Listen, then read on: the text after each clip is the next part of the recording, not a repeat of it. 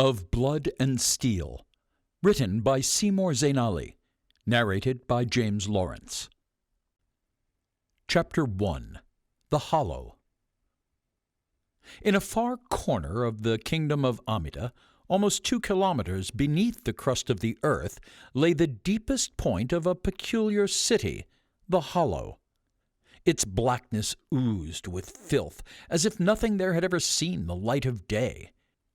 Once a subterranean mining colony where hardened criminals of the neighboring nations toiled for their sins, the Hollow was abandoned after a mass escape during the civil wars.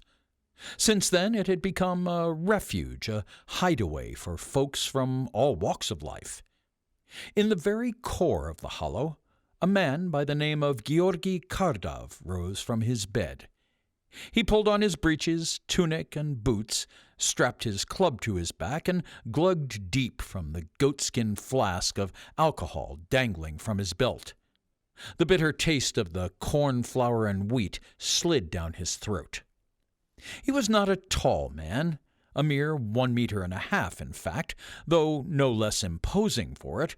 He was a bull of a man. From his beard to his toes, wiry black hair covered every centimeter of his body, save for his shiny bald head. Stocky and broad, he was known as the Barrel, owing to his brute strength and unusual shape. He carried a heavy bludgeon tightly wrapped in a rusting chain. Before setting off, he gripped the wood of the walkway railing, looking out into the immense shadow that was the Hollow. He lived 20 stories up, and 20 stories more towered above him.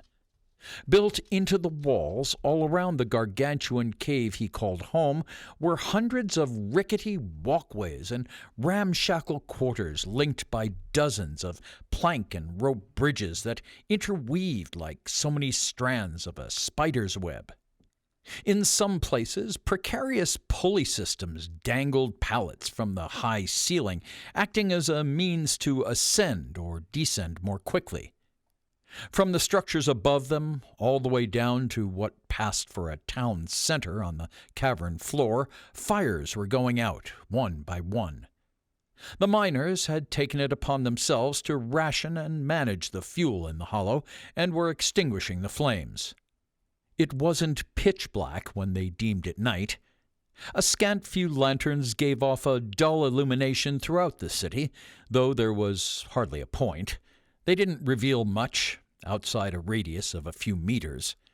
If anything, the greatest source of light by night was the town center, far below, where fuel burned perpetually behind closed doors and windows. Those that didn't frequent the town center at night considered this a waste beyond reason. Fuel was becoming rarer and rarer. A large chunk of the population mined a network of man-made tunnels that spread out from the ground level. It was perilous work. If the miners were lucky, they'd come back with coal, sulfur, or, on extremely fortuitous occasions, crude oil. If they were unlucky, they didn't come back at all. Timber was hard to come by in the Hollow, so bracing the tunnels was a chore that often fell by the wayside. Cave-ins were frequent and always lethal. While no leader ordered it, the denizens of the Hollow, be they civilian or criminal, were all in agreement that fuel needed rationing and management, a task that fell to the miners. Besides being their lifeblood, it was the only thing they really had to barter with the towns on the surface.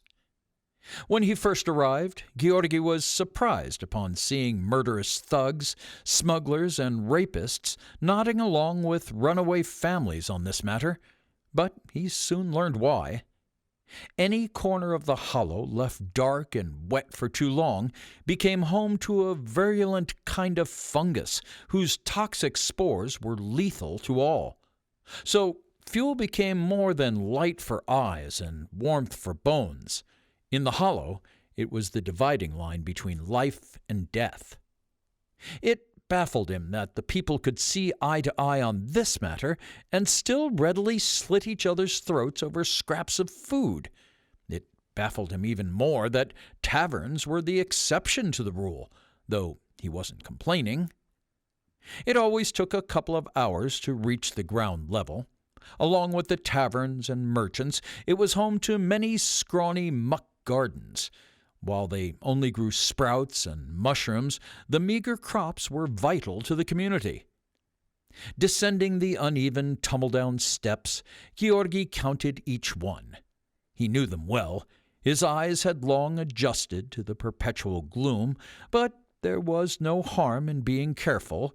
He'd had the misfortune of finding many a mangled corpse on his way down, folks who had taken a single misstep along their climb as they returned home after lights out. It was a long way down each flight of stairs, and a longer way still to the bottom. The streets of the town center were desolate, but no less claustrophobic. Georgi frequently found himself living up to his nickname, turning to one side to squeeze through the narrow alleys. He squeezed through one such laneway to make an impromptu stop to the pit while on his patrol. He was running low on booze. The rowdiest of all the taverns, the pit got its name from the caged arena dug out in the center of the building and the fights that took place within it. There the desperate dredges slugged it out for coin or glory, though in the hollow there was little of either to be won. The place reeked so strongly of sweat, beer, and blood that you could taste it before you had a single sip or stepped foot in the ring. Georgi shoved his way through the writhing mass of men in front of him, making a beeline for the bar. Heads turned to give him grief, but all turned away just as quickly. Few ever gave him any trouble. At one time or another, he'd made an example of almost every man there. He pushed on through and slammed his empty flask on the counter. The men around him all backed off 2 meters for safe measure. "Refill," he barked at the barman. "And hey, has he been in here?" "Been in? He ain't left. Who do you think's fighting right now?" "What?" Georgi turned around, but couldn't see over the crowd and into the pit. "Fill that up, and keep it behind the bar till I get back." Elbowing through the patrons once more, Georgi headed for the ringside. Lo and behold, there he found his missing neighbor. He arrived just in time to see him take a savage right hook, teeth and blood spattering across the dirt floor. "Balak, you fucking idiot!" Georgi shook his head and slammed his fist against the steel cage that enclosed the arena. Balak showed his yellow teeth, blood spilling through them. It dripped down his wiry beard, which showed hints of gray and silver. Balak's ability to take a beating and still get back up to fight was unparalleled, even though he was not a trained fighter. He was enjoying this, and there was little Georgi could do but watch and wait it out. After the last wallop, Balak's knees began to buckle. He was more beast than man, titanic in stature, but Georgi could see he was tiring. His opponent was nothing to be scoffed at, a toned young man and the underdog of the fight. The underdog took Balak by his beard and yanked his head down, then drove his knee hard into his rib cage. Balak shrugged off the potentially broken bones and tackled his opponent from his doubled-over position. The crowd erupted into a frenzy. The men in the ring always made some coin, true, but the men outside made more. Straddling the other man, pinning him to the ground, Balak thrust his fists down onto his face and thumped the cartilage in his nose into an unrecognizable pulp. The exertion seemed to tire Balak. His final punch was slow, and his opponent easily caught his right fist with both hands and twisted his entire arm the wrong way. Balak growled and tried to free his right arm, but the other man twisted harder still, hurling Balak's hulking form off of him and clean across the ring. The man clambered to his feet and ran screaming at Balak, kicking him hard in the stomach and knocking the wind out of him. Balak recoiled, but swept a leg under the man's feet, landing him on his ass. With his opponent temporarily down, he reached for the cage to pull himself up. Something became very apparent to the ringside crowd, Georgi included. That's it! That's it! Georgi rolled his eyes. He raised his voice and began pounding on the cage again. You're done, Balak. Just fucking give up. It's over. Balak steadied himself and raised his left fist alone. His right arm was hanging out of its socket. Just quit, Georgi hollered, but to no avail. Idiot!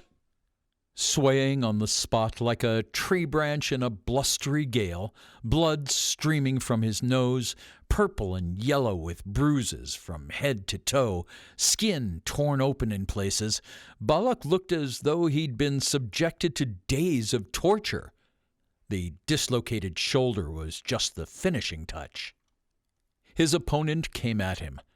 Balak landed one more for good measure, square in the man's jaw, but it wasn't nearly enough. The other fighter concentrated his attack on Balak's shoulder, beating the loose flesh with all his might and jabbing the occasional elbow into his face.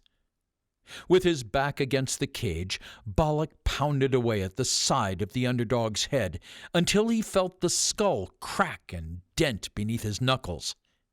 He appeared to be nearly blacking out from the pain until finally his opponent's eyes rolled back into his head and the young fighter collapsed. While he stood long enough to claim his victory, Balak promptly lost consciousness. A riot threatened to erupt in the crowd as the fighters went down. Few people bet on Balak, the reigning champion of the pit, for the stakes were higher for the young underdog. Fuck! Georgi sensed the danger boiling over. He unhooked his bludgeon and raised it over his head, bashing it against the cage. One by one, the men in the pit recognized the clattering weapon that was making the racket and decided it best to simmer down. Show's over. Now get a move on. Go on, Georgi shouted at the top of his lungs. He caught the eye of the fight master. You! Open this cage, now! The man obeyed and made his way to the cage's gate as the bystanders dispersed. Once it was open, Georgi headed inside, shoving the loser out of his way. He crouched next to his friend. Idiot! He slapped Balak's face. Wake up! Out cold. There was nothing more Georgi could do. He yanked Balak's massive arm, stretching it out with a steady and deliberate tug. He lined up the ball of the humerus beneath the bone of Balak's shoulder blade and jammed it back into place with an audible clunk. Garl! Instinctively, Balak threw his left fist out and caught Georgi in the jaw. His face swung to the side with the impact. Bastard! Don't push me, brother! Georgi grinned. Come on, let's get you up. Georgi, is that you? Who else would be pulling you from the pit if not me? Funny man. You're the funny one, Balak. What the fuck are you still doing here? I thought we agreed last week you were done with this place. Sorry. Sorry? That doesn't fucking cut it. Never mind. Come, I need a drink. And by the looks of it, so do you. Georgi pulled Balak's good arm over his shoulder and hoisted him to his feet. Satisfied he could walk by himself, Georgi led the way to the bar. Did I win?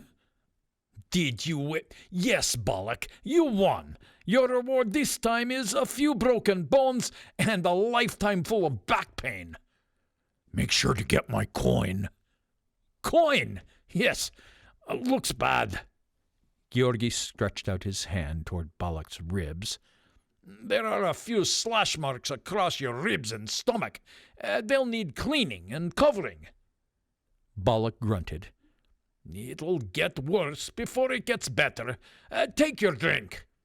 Georgi held out the cup, and Balak accepted it. Georgi signaled for 2 more drinks. Just think about what I said to you not 7 days ago.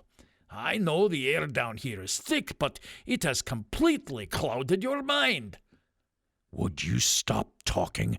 I have a buzzing in my head. At least you still have a head on your shoulders. Too bad you don't use it that often. Their focus shifted as 6 men entered the tavern. They wore plate armor bearing the crest of Amida, a white lion in a field of red. Helms in their crooks, shields on their backs, they were equipped to slaughter every living soul in the place. These Imperial Guards have been swarming the place. Georgi took a swig of his drink and looked away from the men. Why do you care? That's none of our business. Balak tilted his head back and emptied the dregs into his mouth.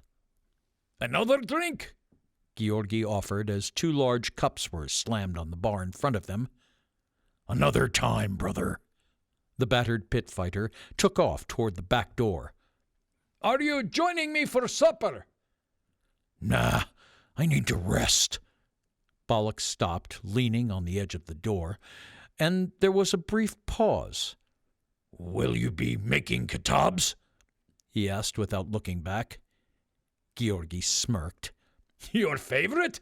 Yeah. If you show up, there might be a few pieces for you. Balak turned his head and nodded to Georgi. See you for supper, Georgi bellowed, but Balak did not answer. He left the tavern. Georgi picked up the drink that Balak had refused and sipped it. Well, more for me. In many ways, being alone suited him just fine. Escaping the stale and balmy air of the pit, Balak took a deep breath. The cold felt good on his aching flesh, though it was about the only thing that did. He'd been fighting in that ring for 6 nights and was undefeated. Prior to that, he'd been a regular at the pit over the last decade or 2. Balak raised his left arm and stroked his smooth, bald head. He winced. That shoulder was going to hurt for a few days. He almost wanted to find the loser and shake his hand. Having his arm nearly pulled off was a first. Leaning against the back door of the pit, he patted his ragged pockets. A few coins, enough for a few drinks somewhere else, somewhere away from Georgi's nagging. He went on his way, ambling through the run-down alleys of the town and toward the next tavern. A miner's bar, he reckoned, would be quiet enough. Not many crooks frequented the place, so he figured it was the best option to avoid the royal guard. He could hear footsteps lightly tapping the ground behind him as a cloaked figure tailed him and hid in the nooks throughout the alley. It had followed him for the last 3 nights, and he had waited for someone to attack, but nothing. Someone had been watching him. Whoever was following him was terrible at trailing, and it was hard for Balak to think of this as a serious threat, although it was starting to be annoying. A few decades before, his pulse might have quickened and a bead of sweat might have trickled down his forehead, but no more. He was just as ready to feel a knife in his back and the freezing hands of death on his soul as he was ready to fight. Balak kept walking without hesitation, letting his stalker grow ever nearer. He contemplated simply letting it happen, letting it end.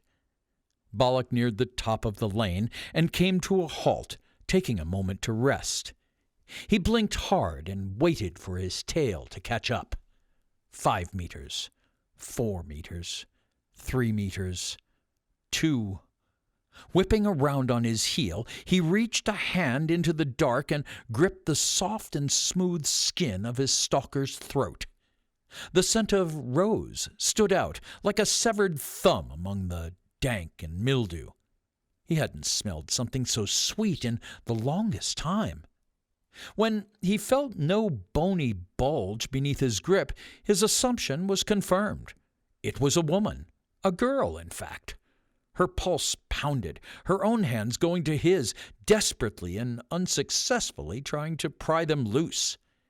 He took 3 steps backward to the closest lantern, not lifting her clean off the ground for fear of breaking her delicate neck, but dragging her along by the tips of her toes. Her spear lay on the ground. If she wanted to strike him, she should have done it sooner. That would have been the smart thing to do. She was not a threat. He pulled her into the light and confirmed that she was a young girl, roughly 15 or so. He released his grip, and she collapsed before him, choking, coughing, struggling to catch the breath he had taken from her. "A bold move, creeping up on me," he spoke plainly. "You must be new around here." The girl remained still for 30 tense seconds, frozen in fear and silent, save for her shaking breath. "Don't try that again," he growled. "If you do, you won't get up." She carefully got to her feet, reaching out to the alley walls for support, her stare glued to her feet. She picked up her spear from the ground. The ratty hood of a burlap cloak was draped over her head. Around her neck was a handmade glass featuring teardrop shapes in dark blue, white, and black, an eye bead charm for good luck. With anxious hands, she tried her best to brush off the mud caked to her dress, but only drove the dirt in deeper. She sighed, looked up at Balak, and raised her newly filthy hands to pull back her hood, revealing a cascade of black hair that fell around her shoulders. The lamplight glanced across her big, imploring eyes, her irises a brilliant green. They were neatly framed by a pale face of otherwise petite features. "No, I wasn't trying to sneak up on you," she whispered, catching her breath. "I seek your help."